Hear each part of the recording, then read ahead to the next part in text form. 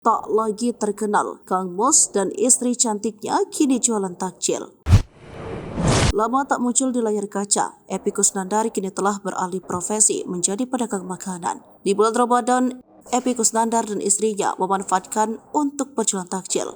Epy Kusnandar membuka lapak jualannya di apartemen daerah Kalibata, Jakarta Selatan.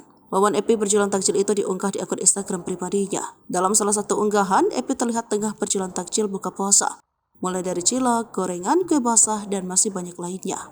Epy dan istri tengah mengisi bazar Ramadan di Kalibata City. Hari keempat puasa Ramadan 1445 Hijriah, silakan diserbu aneka takjilnya di kawasan Bazar Ramadan, Kalibata City Apartemen, tulis Epy Kusnandar. Jualan takjil pemain Pereman pensiun ini terlihat ramai pembeli untuk berbuka puasa. Sontak saja videonya langsung ramai mencuri perhatian warganet.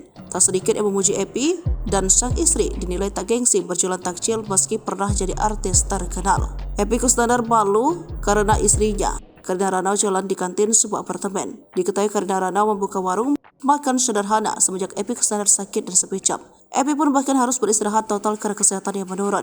Waktu itu dia bekerja sendiri karena saya lagi disuruh istirahat total, kata Epy dari salah satu sumber dikutip Kamis 1 Februari 2024. Jadi istri saya memulai membuka kuliner, imbuhnya. Diakui Epy dia sempat terharu sekaligus malu pada istrinya.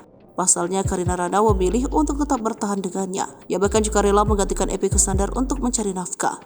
Tak ingin kalah dari sang istri, Epy pun kini mulai kembali mencari pekerjaan sejak kesehatannya sudah membaik. Dia juga ikut membantu istrinya berdagang saat tidak ada tawaran syuting. Di sisi lain terungkap alasan Karina Ranau rela menggantikan suaminya dalam mencari nafkah dengan membuka warung makan. Ternyata ia sadar bahwa kehidupan suaminya sebagai seorang aktor tidak selalu berada di puncak. Sejak tahun lalu, Epy Kusnandar memang mengakui jika dirinya tengah sepi tawaran job.